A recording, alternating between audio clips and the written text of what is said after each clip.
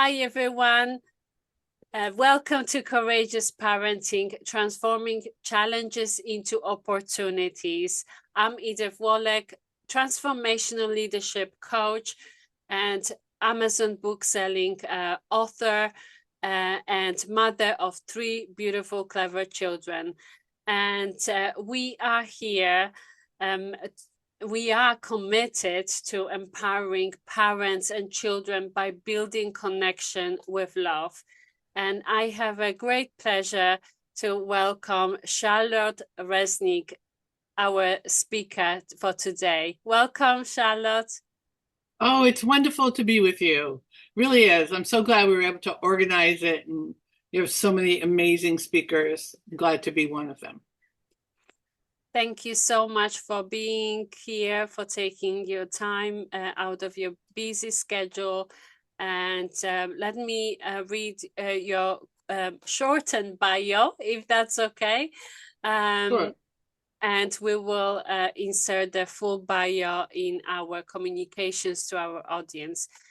So Charlotte Reznick, PhD, is a foremost authority on how to engage and develop mindfulness, meditation, and imagination in children, teens, and young adults. She is the author of the LA Times bestseller, The Power of Your Child's Imagination: How to Transform Stress and Anxiety into Joy and Success. Dr. Reznick is an educational psychologist, a former UCLA associate, clinical professor of psychology, and was named Imaginary International Person of the Year for the global impact of her work with children.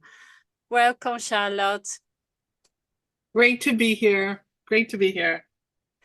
It's just amazing. It's good to work around the world and connect around the world.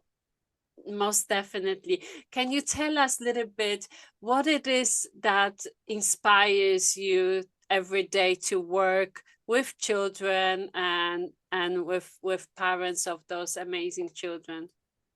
I have a connection with kids. I'm really good with children and animals.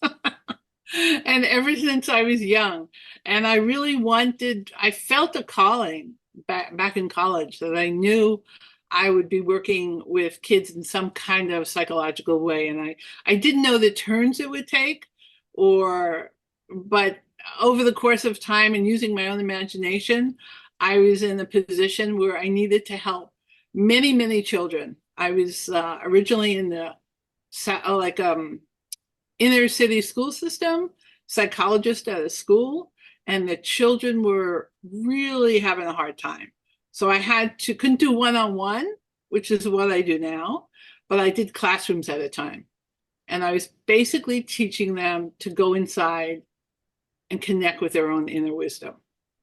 I had to go beyond like traditional counseling or talking, and wanted to help them find their heart, connect with their soul. It's beautiful once you see that connection, and children's usually when they are inspired, they open up eyes wide and open their mouth because they are fascinated about it. Can you? Initially, Yeah. initially I led them through guided meditations, and even back then, because it's been a while, we weren't able to use the term meditation. But in all over the globe, when mindfulness became popular, it kind of took over a little bit. And I really believe that it caught on so much because in the US and maybe in other countries, because the word mind is in it and the word meditation is not. But mindfulness is a form of meditation. Yes. So like let's be honest. Yeah. Let's say we are about mindfulness, but it's really about meditation and being Aware. zoned out. Yeah. And Right, being aware and being practical then later on, being aware of how you're feeling, being aware of what's going on.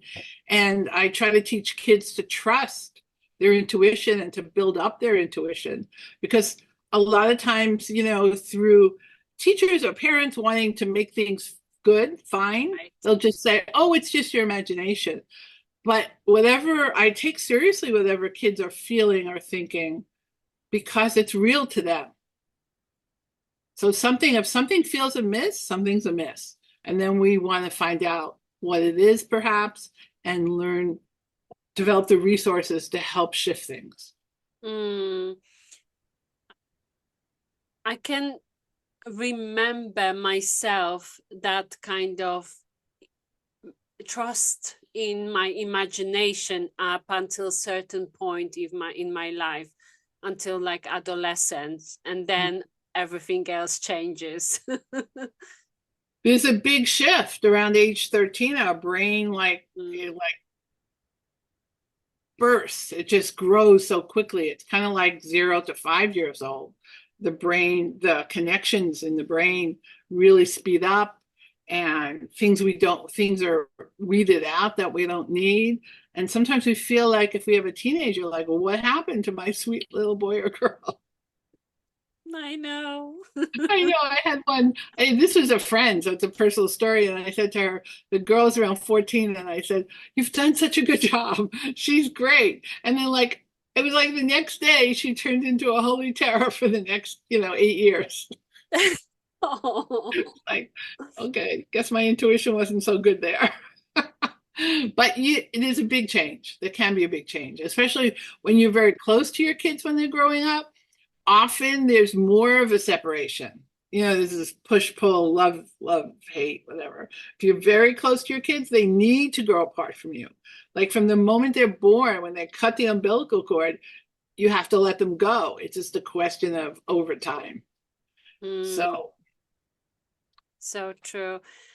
Can you tell us a little bit how does guided imaginary or guided meditation contribute to child's emotional development and problem solving skills? I really try to have a basis for them to get to their wisdom. So with adults, they might do deep breathing or do a meditation breath, which is just basically breathing about 2 inches below your belly button, which is the center of your body, and Eastern thought it's the danting. But so with kids, have to make it a little bit different, a little more fun. So I'm very practical. Even though I've been meditating over 40 years, just breathing kind of meditation, no mantras, just going deep, going inside. For kids, you want to make it fun. And also, I want to connect it. I want to get their buy-in to any changes, because a lot of times parents will come to me with all these concerns they have about their child, whether it's behavior, whether it's attention, whether it's getting along with their friends or siblings or themselves or being shy or not shy. I mean, whole slew, right? And I see everything. But their kids might have a different thought. So I ask the kids, how's life? What's going on? Is there anything, what are your concerns? So the parents might be concerned with how they're behaving at home with their siblings, and the child is concerned on how much friends they have, how many friends they have. So I go with the child's concern, and I want to ask some questions to get yes answers. So how would you like things to be with your friends? Oh, I'd like to be invited to birthday parties. I'd like to, have play dates. I'd like to have sleepovers. Great. Okay. Can you imagine that? They might, if they can imagine it, that's great. Like this is what I want. Then we could take the steps to get there. It's kind of like walking across a room. You reach the door one step at a time. And then I go, well, would you be willing to learn some new tools or new skills to help you get to your goal? And that's when they usually say yes. If they say no, I'm not daunted. It's like, okay, we'll find out what they want to do. Because a lot of kids don't feel they could be successful.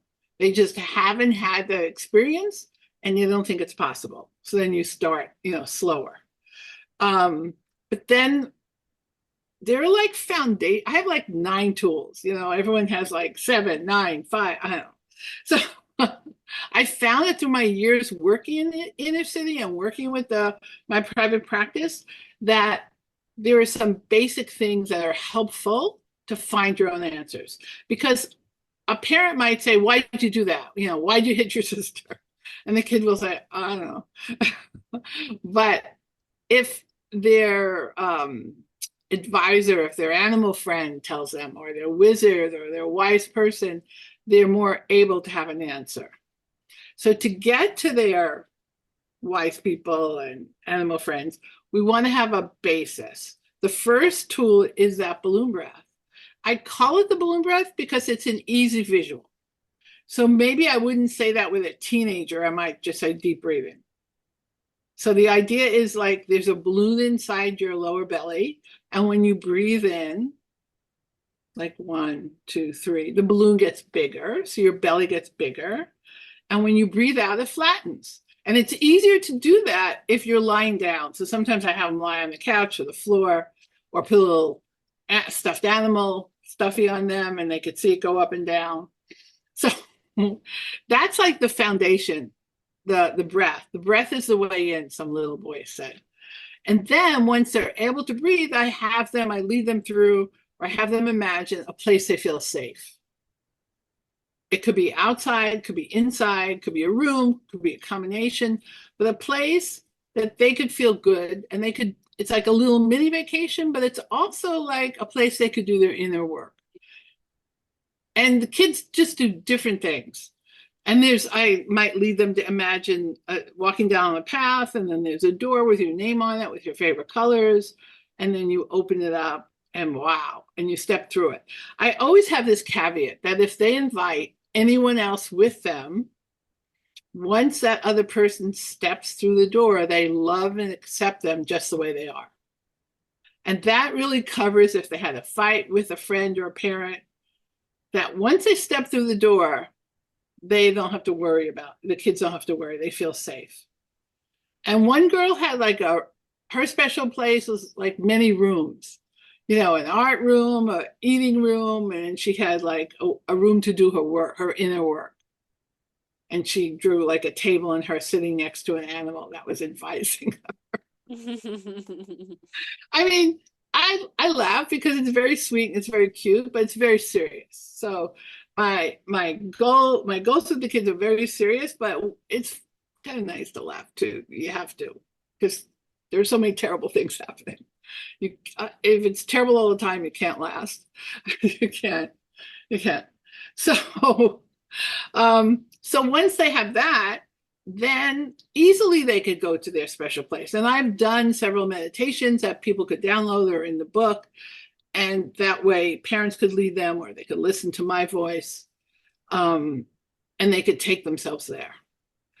And once they're there, so depends what they're wanting. Like one girl had trouble sleeping. I don't know about you. You probably with the 3 kids, different times. Yeah. Everyone has trouble sleeping at some time. Yeah. I once had a pediatrician sent his daughter to me because she couldn't sleep. And like in 3 sessions, she was done. Like she was great. But then he tells everybody else, oh, call Dr. Reznick. She'll see you once. I'm going, no, why did you do that? Great. It's very, very sweet. Another pediatrician sent a family there that had several kids. They had like 6 kids. And the youngest kid, who was 6, pulled out a knife and threatened everyone. Oh. So it turns out, well, he was a 6th kid. He wasn't getting a lot of attention. So that was easy. Once the parents realized, I have to pay attention to him, I can't just like shuffle him along, everything got good. So once again, people are saying, oh, I just want to come see you once. But there are a lot of issues, as you can imagine, as we all know, that take a bit of time. And one never knows. But if we could arm our kids with tools to help themselves, once they get these 9 tools, then they can mix and match them depending on what they need. So the first set is either finding a special animal friend. It could be someone that understands you. Like if you have a lot of fear, a girl was afraid of staying alone at night. And so she had like a deer in the headlights, because the deer in the headlights understood how she felt. But she also had a tiger who was like ferocious that could protect her. And to combine that with what I started to talk about before I got off on this tangent. Um, so what she did, because she couldn't sleep, she couldn't close her eyes at night. She's about 11 years old. So she invited in an animal that could help her. And just in her imagination, what pops up with this giant white dragon, Valcor, which turns out to come from the never ending story. But at the time, I didn't know that. And the dragon wrapped himself around her bed to keep her safe. And then she put a tiger, cute little tiger, at the door to keep anything bad from coming in. And this was not a child that was in danger. This was all from her fears and her imagination. Yeah. They had a house alarm or a dog that would bark. But once she did these two things, she was able to relax and she listened to some meditations and fall asleep. Then, like, she was doing well, but then she started worrying about, like, her brother, what was going to happen to him and her parents. So she called in her animal friend, the dragon, and he sent his relatives to watch over her brother Aww. and her parents. And that was really soothing. And so she was doing just great. And she mentioned to one of her friends on the yard, where they have recess, and that she was, using her imagination to help herself sleep. And the friend said, "That's stupid. It's just your imagination." And she said, "My fears came from my imagination, so I had to access them to fix it." Wow. I know. I Kids felt like are so powerful. I should pay her. Kids are So, powerful once they have the support with adult, with yourself, with specialists, and they are aware of it, they can access it. And then, yeah, I mean, really, once I was speaking and someone said to me, it was another psychologist, "Could you write everything down that you just told us?" And sort of I wrote the book to help parents and therapists and teachers so they could do this on their own. So, because I didn't, I felt compelled to write. It's not that easy to write, but I felt I needed to get this information out there. Like, I'm thinking when we were talking about brains earlier, and we were talking about age 13, there was this one little 7-year-old that came in at the end of the summer before school started, and she was like, I hate to say this, but she was saying she wanted to kill herself. She was so despondent because she felt her brain had rotted over the summer. And so when I had her close her eyes and look inside, and there are all these black spots in her brain where spelling was and math was. So I had her clean out, just suggested she maybe clean out her brain, with white light or with Mr. Clean or whatever cleaner she wanted to use. And when she cleaned everything out and then imagined her little brain cells being ready to learn, her brain that was rotting turned into a beautiful flower. And so we have like this before and after drawing, picture. And what a difference. And that was just moments. It doesn't have to take a long time because our imagination is so powerful. If I say, imagine cutting a lemon in quarters and biting into it, you start to pucker right away because our brain interprets our imagination is real. That is true. A colleague of mine wrote a book about worrying, and like 99% of our worries never come true. And then the ones that do aren't as bad as we think. So if the kids are using, and actually parents too, their worries, their imagination for ill, well, let's turn it around and use it for good for themselves. Yes. Just as powerful. Amazing. So how can parents integrate these tools that they learn from yourself into their daily routines? Yeah, from myself directly through talks or reading books or going to the website. They just do it naturally.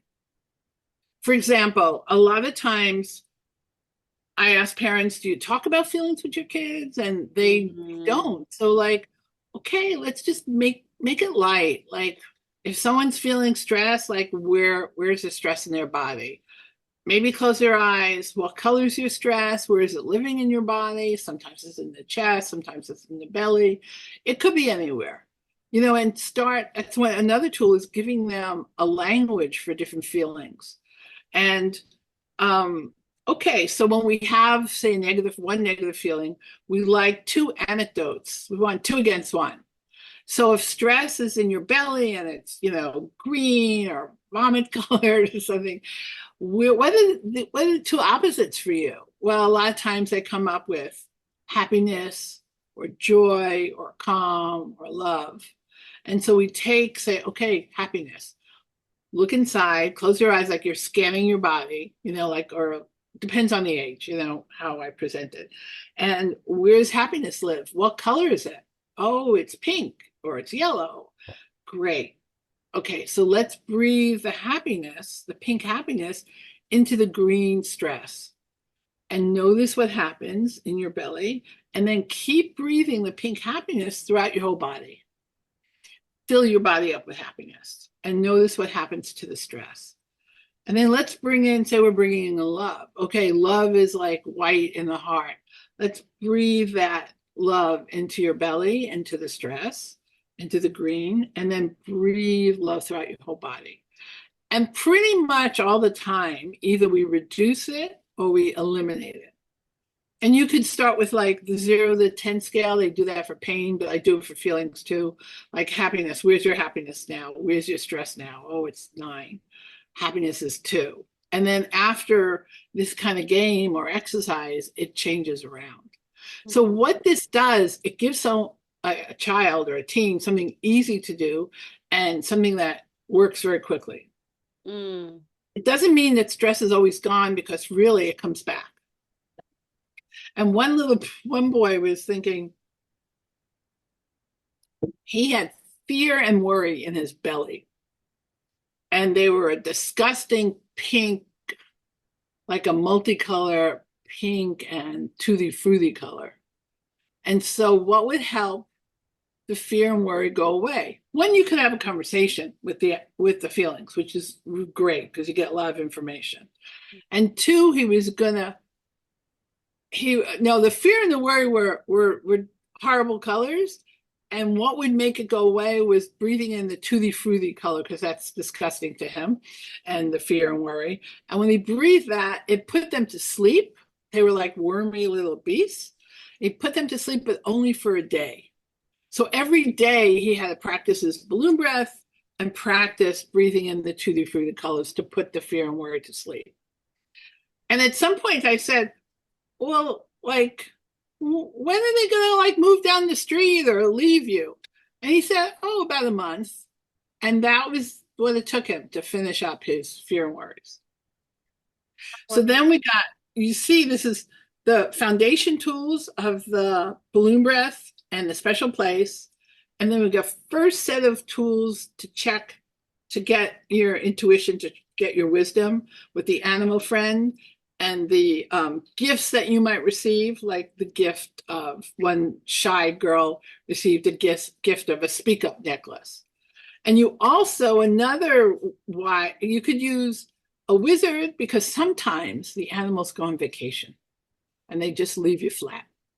So you could bring in a wizard, or it's just too much for the animal friend. So we're dealing with their resistance, but in a fun way. Or you could use the older, wiser you that has already been through this, and that's very helpful. Like a kid who's 12 or 13 really likes that. Oh, I'm 18, I'm 25, I've been through this. And then he speaks to the younger kid. And then you could also use, a lot of kids are into superheroes, whatever they're into, that's where I go, because I want to make it relevant to them. Mm-hmm. So then you have these guys, and then the next step is connecting with your body wisdom, and that's where the feelings and the colors come in, for one. And then sometimes I'll do a self-portrait in feelings, so that they put their feelings all over. And for little ones, sometimes I'll outline their body in poster paper, and for older ones, we'll just draw an outline of a body. So they have a way to work with their feelings and then talk to their feelings. What does stress say to you? What do you need to learn? One boy's stress said, you put it on yourself. What do you need to do? Let it go.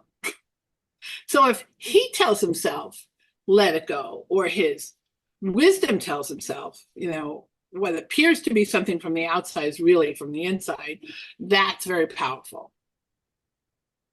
And then to be aware of the feeling of the energy around you. It's kind of like if this doesn't, I'm from New York. I grew up in Brooklyn. So if I walk down the street and it doesn't feel right, I go the other way. Exactly, yes. I lived I in don't New wait. York for 11 years. Oh, you did. Yeah, totally understand it. So I want kids to trust themselves Yes. because sometimes people are, try to convince them to do things they shouldn't be doing. Yeah. And then when they're connected to their wisdom, then they know the right answer, what's right for them. Mm-hmm. It's amazing to hear you talk about these children, how you connecting them with their imagination, with their inner self. But for them, I can only imagine how fun it is to talk to an adult who understands them, that there is a dragon, there is a white fairy. Most of adults say, oh no, forget about it. It's just your imagination. But you open up that space and you give them permission to be themselves and go wild and help bring out all these imaginary friends to help themselves with the fear. Yes, and also depending on the age, we'll speak to them differently and depending on what they're interested in. For example, in sports, there's always a sports psychologist using visualization and mental imagery. Like in the Olympics, when they do the Winter Olympics, and you see them on top of their run, they're waiting, they're going through their run. Michael Phelps, who won lots of gold medals for swimming, he always used his imagination and mental visualization. And he imagined himself either doing the swimming or watching himself. And he imagined everything that could go wrong.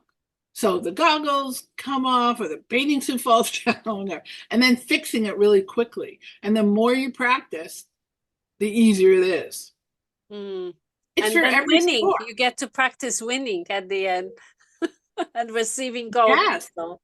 Yes. Exactly. And a lot of the Olympic medalists have said, I've been dreaming about this since I was a kid. And that's what it takes. Start dreaming now. Yeah. Because it's not magic like all of a sudden you win a gold medal. It's magic in that you imagine yourself there and then you take the steps to get there. Mm. Obviously there's a lot of hard work, but if you have that picture, you can move toward it much more easily. Fabulous. And one last question. How would it be different for children with ADHD, or in the same question, ADHD young adults? Because we were speaking about younger children. How would you create that safe space for them? We make it shorter and quicker. So Okay. some kids, I could have them be on the couch or the chair that goes back, and I could lead them through a guided meditation based on what they tell me, for 15, 20 minutes. And my meditations, the short ones are like 3 to 5 minutes. The longer ones are in different parts, but like up to a half hour, which is good to listen to when you're going to sleep because if you're sleeping, brain hears that that's good. But for the younger kids, the same thing with ADHD kids. It's just quick, it's short. It's like that girl who, okay, take a look inside. What's your brain doing? Oh, it's all black. Okay, let's imagine washing it out. Is So that it's a easier for very, yeah. neurodivergent children? Okay. I just, wherever they're at. And with the youth, the teenagers, it depends what they're interested in. They might be interested in doing better in sports. They might be interested in getting a girlfriend or a boyfriend or whatever. They might be interested in doing better in academics. So we just use whatever they're interested in and teach them like the tools so then they could use it for different things. Mm-hmm. Beautiful, beautiful. So tips and tricks for our parents around how to create joy and let go of fear. Come from the heart. If they, and also, and I'm sure other people have said this, you have to take care of yourself. You can't, like, we give up so much for our kids Starts and from then we us. get lost.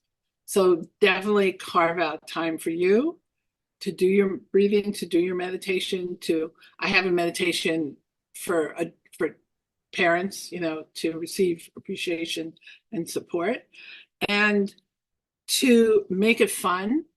Like, find out, have a discussion, don't lecture. Like, you're doing terrible in school, you should be doing better. Like, ask them, how's it going? How would they like it to be? How can you support them? You want to be a team member together. And even if they tell you something like you're going to die, like, you can't believe, it's like, no, just stay calm. Because when you get upset, the kids don't hear your wisdom. And trust your intuition. Like, take the time to connect and trust your intuition. Fabulous. So tell us about your gift to our audience. I was thinking about what might be helpful for many people. And so everyone who wants to can receive a free white light relaxing meditation that goes through your whole body. And it's good for the whole family because it's not really gender specific. But once you get into that place where you're deeply relaxed, then you could talk to each other. Then you can come from your heart. Then you could just, that could be your little mini vacation for the day. And I find it's really lovely for a lot of people. So hopefully, one, you put a link in the chat. I think, I don't know but they'll see it in the emails from you. Yeah. So, and I am available. I travel around the world doing workshops, and the book is translated into some languages, and another one is coming up soon, which I'm very happy about. And I'm here to help kids help themselves and parents to help their kids help themselves. Definitely. The audience get to connect with you, get the books, teach yourself, learn, and get support as from whichever angle possible. I will definitely be downloading the meditation, and I will be looking into getting your book as well. Thank you. Yeah, and enjoy so the much. website. There's so much there. Just have fun. Thank you so much for being here. It was a pleasure speaking with you and learning all about imagination. Thank you, and bless you for all the good work you're doing. Thank you so much. Really appreciate it. Thank you. Bye for now. Bye-bye.